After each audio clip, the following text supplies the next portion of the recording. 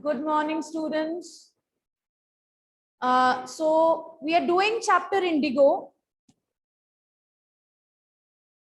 and I have written some points over here. I gave you a detailed introduction about the background of the chapter yesterday. Find that it is set in pre-independence era.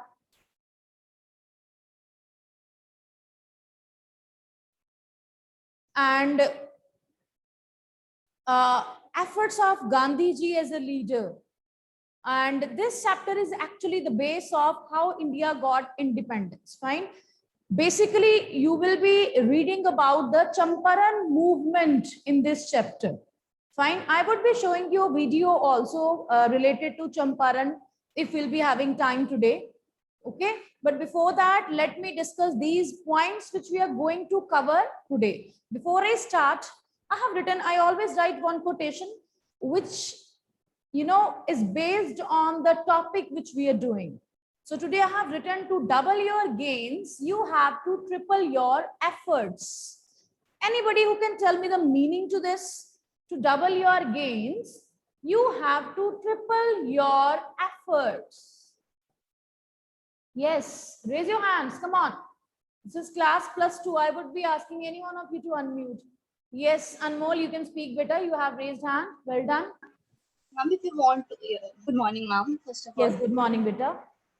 if you want to achieve something, you have to triple your hard work. We can say like that. Sir. Very good. So you can mute yourself, Anmol. Whenever you want to achieve something in your life, fine, without putting in efforts play pivotal role in everyone's life. Without doing efforts, we keep on cribbing. I could not get this thing. I could not get that thing. I applied, my 100%. Even then, I'm not able to gain percentage. But whatsoever, there is some lack in us. Fine. To double your gains, you have to triple your efforts. Firstly, you put in your efforts with all your might. Fine. And then you will be able to get the benefit out of it, or the gains will be doubled up. Fine. In this chapter, now how this quote fits into this chapter, all the efforts made by the protagonist Rajkumar Shukla, a very simple and poor peasant, a simple farmer, fine, how he kept on following Gandhiji to meet him and tell him the plight of peasants of Champaran district. Fine. How that seed of Champaran movement germinated. This is we are going to read. He kept on putting in efforts and efforts, and then finally one day his efforts gave fruit to him. He was able to meet Gandhiji at Indian National Congress convention. So Gandhiji is meeting with Shukla finally, and then Gandhiji was there. As I told you, he was a renowned lawyer at that time. Fine. And he went for his one of the meetings at Indian National Congress. Fine. And there Gandhiji said, you come there, after completing my meeting, I would be meeting you. Then they met together. Shukla, a poor peasant, requested him to visit Champaran for a day or two. Even Gandhiji was not aware that for one day he would be visiting Champaran, and for months and years he would be spending time over there, and he would be putting in efforts to improve the condition of Champaran. Then both visited Rajendra Prasad's place. I already, you people were telling me who was Rajendra Prasad, first president of India. So Gandhiji was a man of principles. He wanted to follow the right path rather than just jumping into the matter without knowing the facts. He wanted to, gather the knowledge about the case. He wanted to meet influential people who could help him in this process. So that's both visited Rajendra Prasad's place. Fine. Then peasants came to visit him at Muzaffarpur. Fine. So Muzaffarpur was there nearby. I'm talking about Bihar, Motihari, Muzaffarpur, Champaran. These all the districts and all the places where Gandhiji would be moving along with Rajkumar Shukla. Fine. Then peasants, not only Rajkumar Shukla, other peasants would be getting awareness that how to, stand up for one's own rights.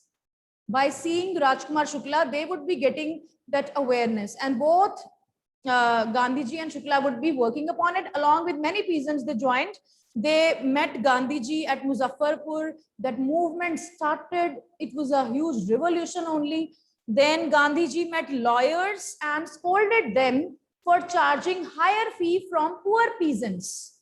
Now Gandhiji got to the roots of this case, that why British people were, forcing the innocent peasants to grow indigo on 15% of their holdings or lands, because even Indian lawyers were not by their side. They were befooling Indian peasants. Indian lawyers were educated enough, but they were befooling their own people because they were illiterate. They were not educated. Fine. So Gandhiji would be chiding them. He would be scolding them that at least you people should create awareness among such poor, innocent people. So it's a very lengthy chapter, beta. If one point will be missed, you won't be able to understand. So you have to be present for all the days, 3-4 days. Fine. So all these points we are going to cover up today. Fine. So I would be sharing the screen with you all now.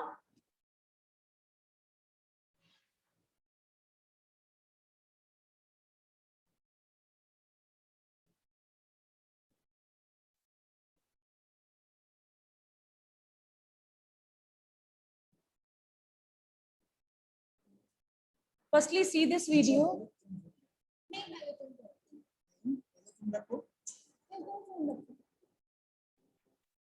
Are you able to see? Yes.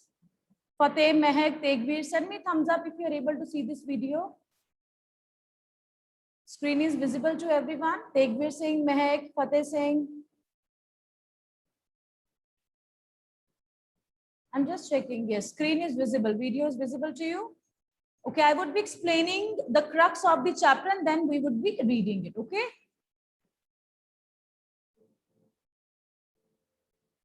This is the Champaran movement, beta.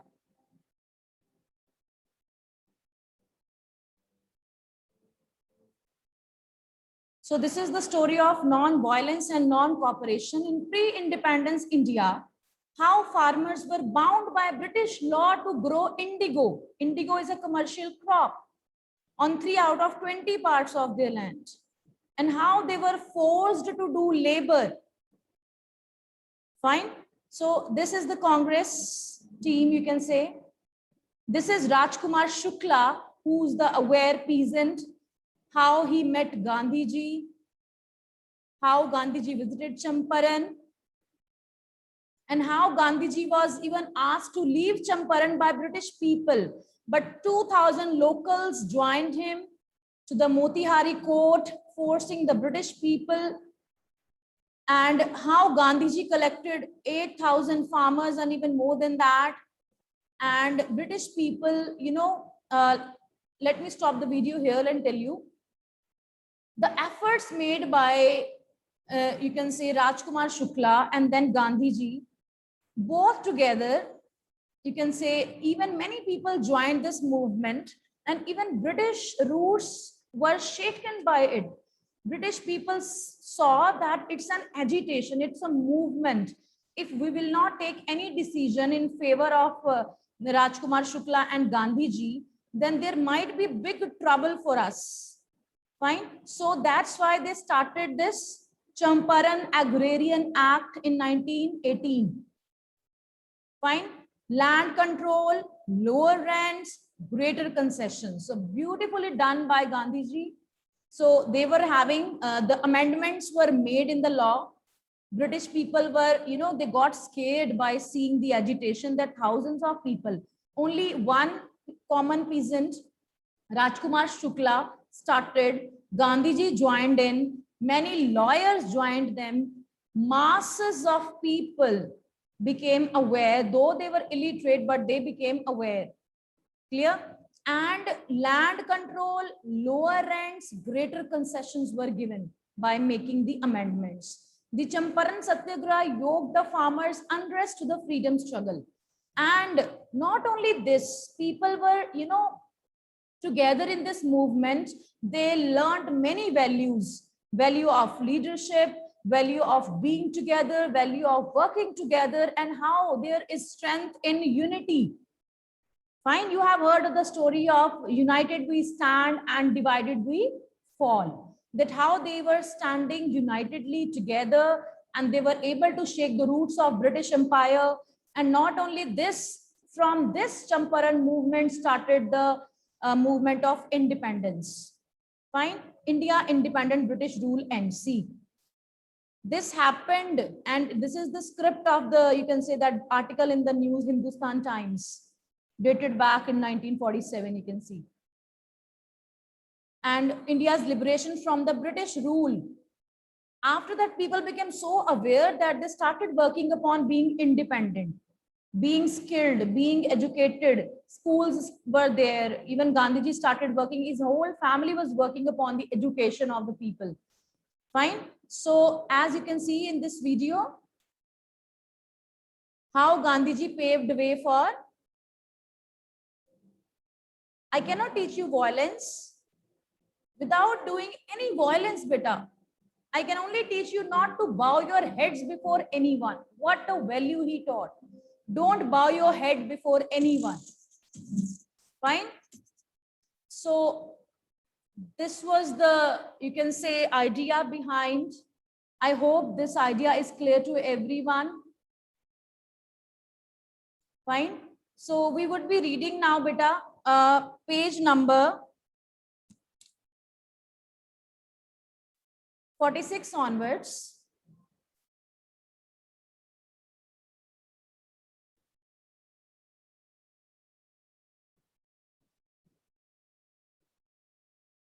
Just wait for a while. I just wanted to show you the chapters PDF.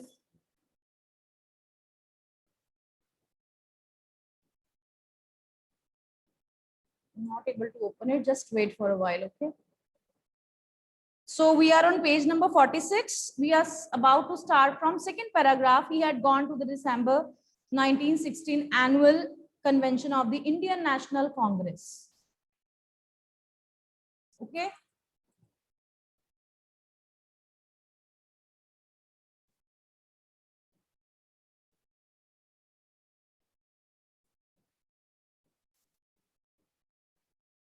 Yes, beta. He had gone to the December 1916 annual convention of the Indian National Congress Party in Lucknow. There were 2,301 delegates and many visitors. During the proceedings, Gandhi recounted, a peasant came up to me looking like any other peasant in India, poor and emaciated, and said, I am Rajkumar Shukla. I am from Champaran, and I want you to come to my district. Gandhi had never heard of the place. It was in the foothills of the towering Himalayas near the kingdom of Nepal. So,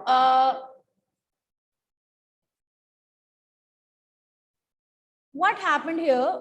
Finally, Rajkumar Shukla, he met Gandhiji. He just saw that, introduced himself that I'm Rajkumar Shukla, I'm from Champaran, and I want you to come to my district.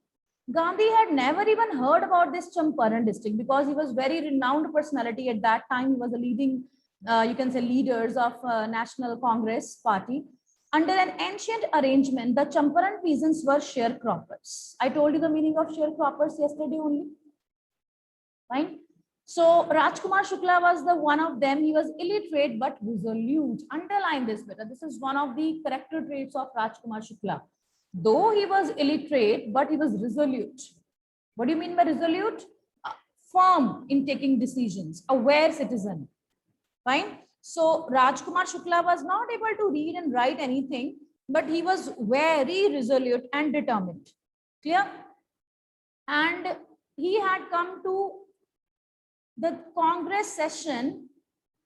He had come to the Congress session to complain about the injustice of the landlord system in Bihar.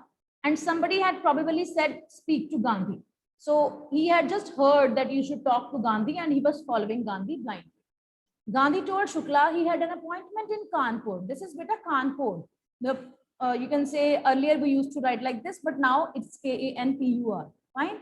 So Gandhi told Shukla he had an appointment in Kanpur and was also committed to go to other parts of India. Shukla accompanied him everywhere.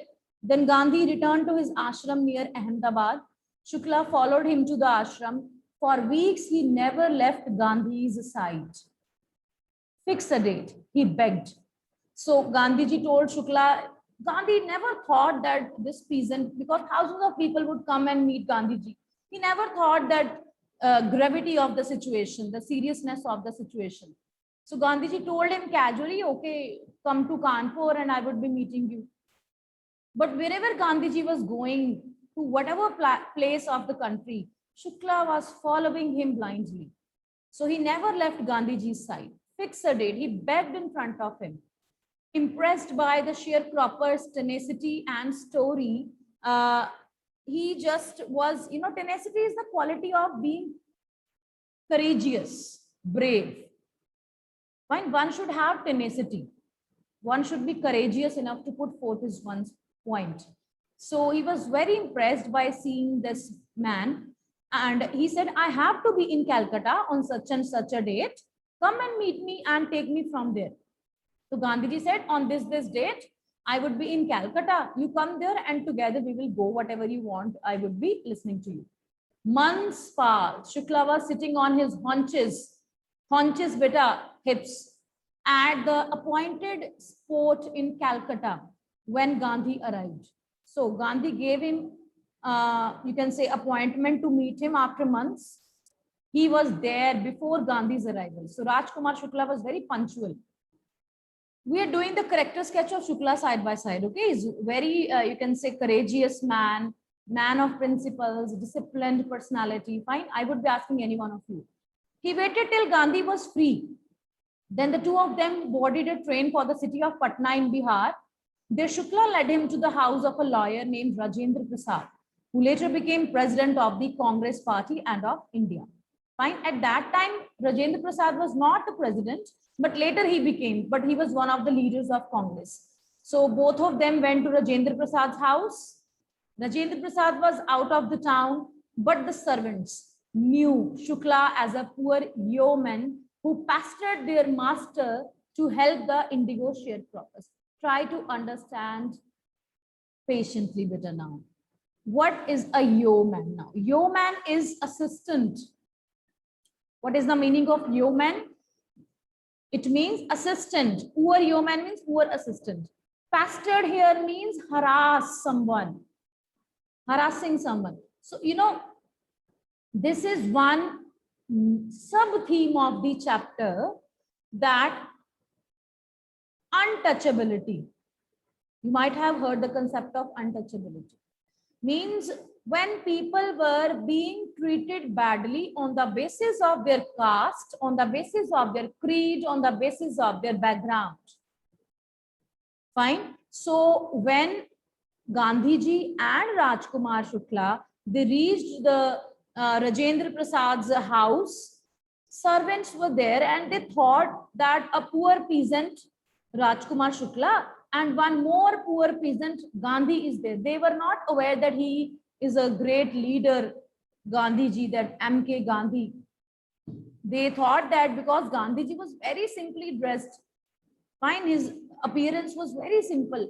So they let him stay on the grounds with his companion Gandhi, whom they took to be another peasant. They did not allow them to enter Rajendra Prasad's house even. Okay. But Gandhi was not permitted to draw water from the well, lest some drops from his bucket pollute the entire source. They were so thirsty, Gandhi and Rajkumar Shukla, they wanted to drink water, but they were not even allowed to take water from the well, jo kuan hota hai, outside Rajendra Prasad's house. Why they were not allowed? Because servants of Rajendra Prasad, they thought that these people are untouchables, hailing from lower background and lower caste, and we will not allow them to touch the water. They will pollute it. How did they know that he was not an untouchable? Gandhi decided to go first to Muzaffarpur. So this was the one sub-theme, that differences on the basis of caste and creed. Okay. Gandhi decided to go first to Muzaffarpur, which was en route to Champaran. I told you we would be discussing all the places. Fine. So Gandhi decided to go first to Muzaffarpur, which was before reaching Champaran, Muzaffarpur comes.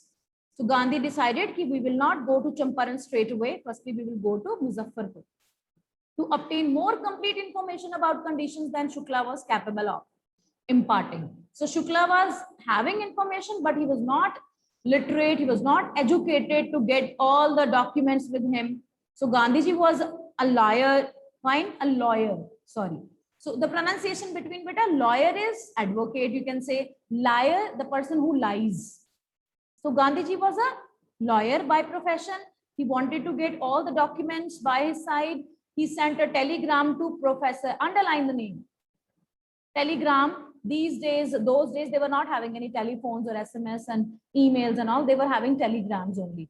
So he sent a telegram to Professor J.B. Kriplani of the Arts College in Muzaffarpur, whom he had seen at Tagore's Shanti Niketan school. So whatsoever you can say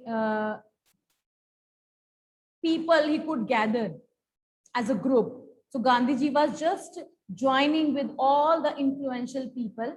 So he wanted to stay there for a longer period. So he, called J.B. Kriplani. The train arrived at midnight. Fine, Gandhiji arrived in a train at midnight along with Rajkumar Shukla on 15th April 1917. Underline this, beta. J.B. Kriplani is a professor. He was waiting at the station with a large body of students. Gandhi stayed there for 2 days in the home of Professor Malkani. Now, J.B. Kriplani is someone else. Professor Malkani is a teacher in a government school. Don't mix up two professors, okay? One is Professor J.B. Kriplani. The other one is at whose home Gandhiji made his stay. Fine, Gandhiji stayed at Professor Malkani's house. I would be asking you the questions tomorrow before I start the lecture, okay? He was a teacher in a government school. It was an extraordinary thing in those days, Gandhi commented, for a government professor to harbor a man like me. Harbor a man means giving shelter to such a controversial personality. Gandhiji was a renowned personality, famous personality, and giving shelter to such famous man at one's house was not an easy thing, because Britishers can be against this Professor Malkani. But even then, this professor was brave enough to give shelter to Gandhiji. In smaller localities, the Indians were afraid to show sympathy for advocates of home rule. So Gandhiji was an advocate.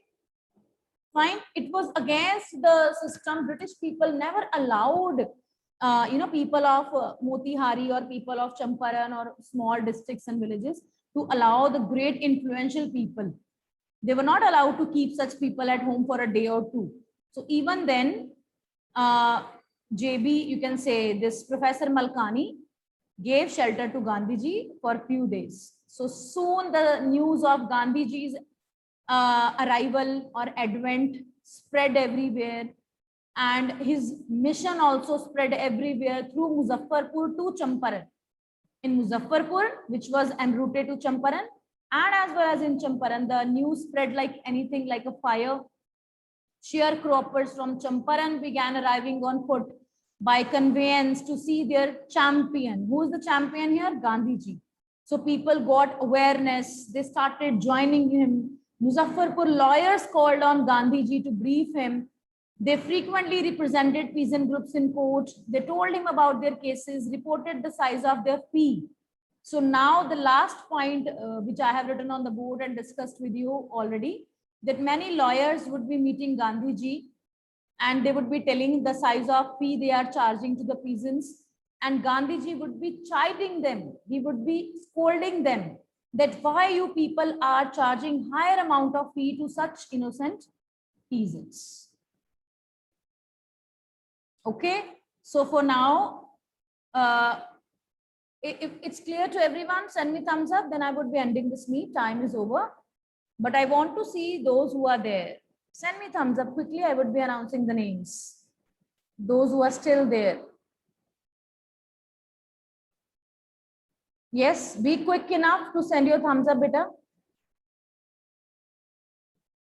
My voice is audible. Yes. Lakshit, Apur, Kakshi, Saksham, Suhani, Anushka, Gaurav, Vanshika, Ansh. I'm going to mark your attendance in the last today because fine.